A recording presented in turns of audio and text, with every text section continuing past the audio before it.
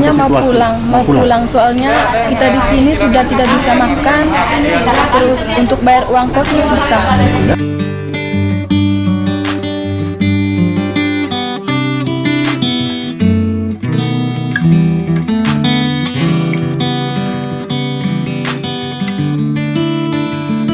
Baik, selamat siang. Saudara-saudaraku, saudara Probamora, NTT, dimanapun Anda berada. Saat ini saya berada di markas besar Sekretariat Probamora Bali di Jalan Sukat Musi 1 nomor 5 Denpasar. Tidak sulit karena sekretariat ini brandnya bukan hanya Probamora, tapi juga Sandiri. Ada Buge di belakang sana. Di samping saya ini, saudara semua, itu ada dua adik-adik kita dari Kabupaten Manggarai, Flores, NTT. Yang ujung timur ini baju kuning, penuh Hilde, ya, Hilde. Senyumnya saja senyum penuh Manggarai, ya, Molas Manggarai. Lalu yang di tengah ini, saya ingat boga, Gri. Ada nama Bule itu, Bule dari Manggarai.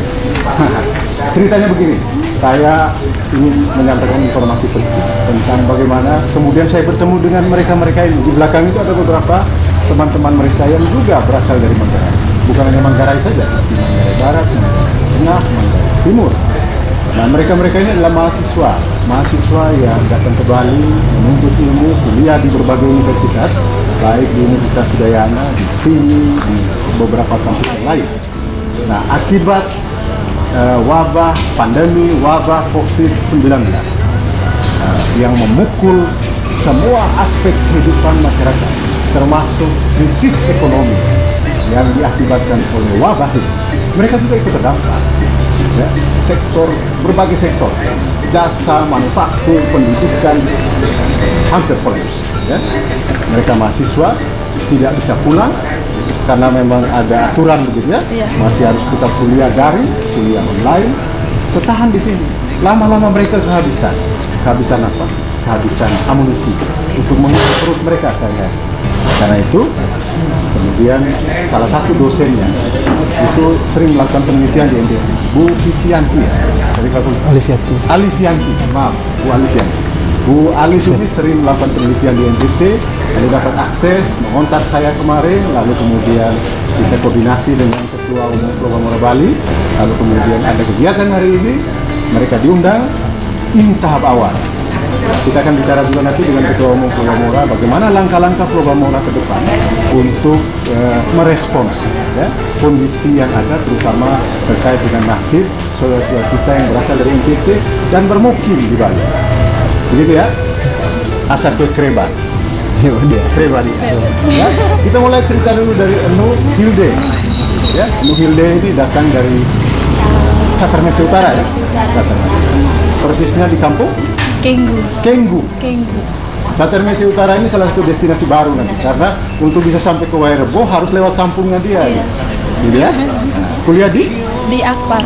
Di Akpar. Wah, persis akademi pariwisata. Dari pulang bisa menjadi pelaku pariwisata. Tapi dengan kondisi begini, bagaimana setelah ini, mulai kapan kalian mulai merasakan situasi yang sulit? Sudah 1 bulan. Sudah 1 bulan. Bisa cerita seperti apa? Untuk makannya susah karena orang tua di sana belum bisa kerja untuk saat ini. Karena mereka di sana untuk mencari nafkahnya susah karena mereka itu jual rotan seperti itu Pak, jual rotan di kota-kota, tapi sekarang sudah tidak bisa. Untuk makannya mereka di sana juga agak susah. Tidak bisa jual karena kondisi COVID-19 ya, dia membuat ekonomi juga di sana tidak jalan. Akhirnya penjualan rotan orang tua juga tidak bisa. Jalan ya.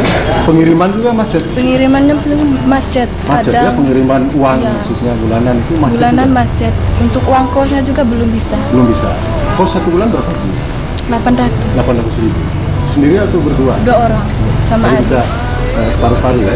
Iya, 4 Lalu dengan kondisi begini, bagaimana bisa makan, bisa bayar kos? Tapi untuk saat ini belum kirim dari sana untuk uang kos. Masih menunggak kos? Iya. Masih belum bayar Untungnya kos. mama kos masih, Orang iya, mama kos ya, mama Iya. kos masih baik ini. masih baik. Smart netizen, mama kosnya masih baik, masih kasih toleransi. Nah, mudah-mudahan toleransi ini terus disesuaikan dengan situasi dan kondisi yang ada, gitu ya. Sampai kondisi membaik betul, saat mereka belum bisa bayar. Kita berterima kasih nih pada saudara-saudara kita di Bali, Nyamo Bali yang masih atensi dengan adik-adik kami dari NTT.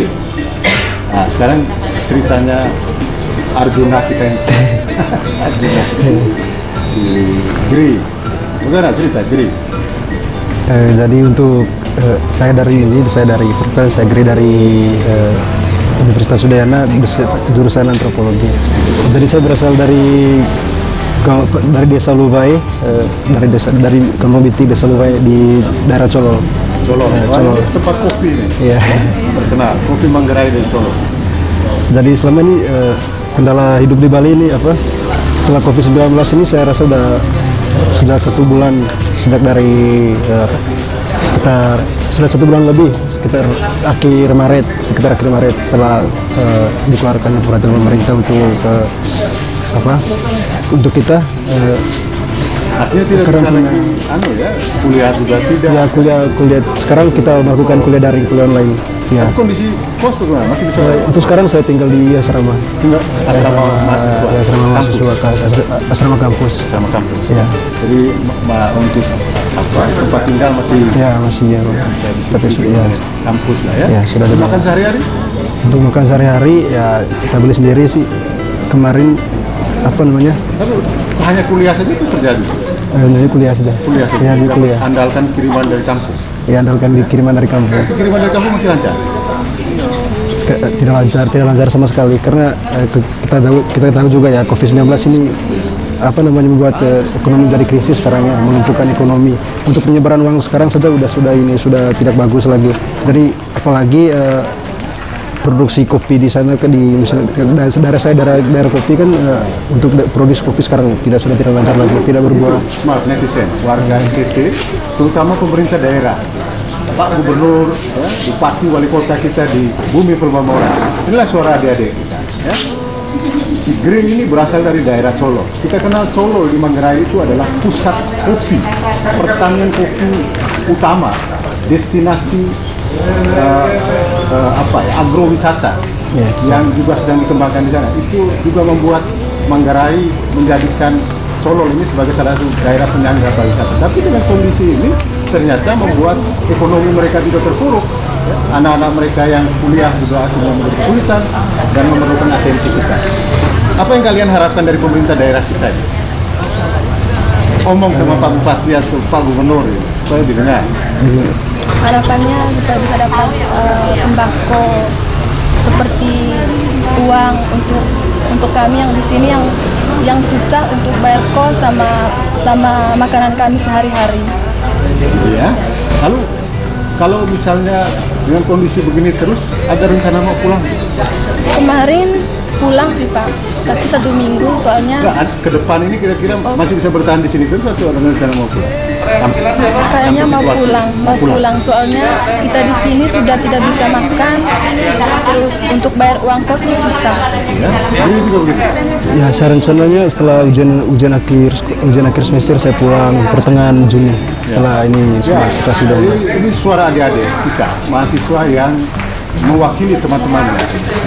Itu ingin pulang kampung. Jadi kita bisa membedakan pengertian mudik dan pulang kampung. Mudik ada kaitan dengan suasana puasa dan lebaran, khusus bagi umat Islam. Tapi pulang kampung itu, orang ingin pulang ke kampungnya dengan berbagai alasan, di luar alasan mudik. Harus kita bisa bedakan itu. Karena itu, keinginan mereka untuk pulang, ini memang harus kita fasilitasi. Nah, kita berharap ada komunikasi yang baik antara pemerintah daerah di NTT dengan pemerintah provinsi di Bali, sehingga proses pemulangan ini bisa berjalan sesuai dengan yang kita harapkan. Seperti apa proses pemulangan yang diharapkan itu? Kita akan bicara nanti dengan Pak Yusdi Dias, Ketua Umum Permamora Bali, yang bersama dengan gugus tugas Lomba Bola Bali yang dibentuk itu sedang merancang agenda-agenda penting yang diprioritaskan untuk membantu adik-adik kita yang terdampak. Untuk sementara, sampai di situ dulu perbincangan kita bersama Flores TV. Kita bertemu di lain kesempatan dengan topik yang berbeda. Sampai ketemu di lain kesempatan. Bye-bye.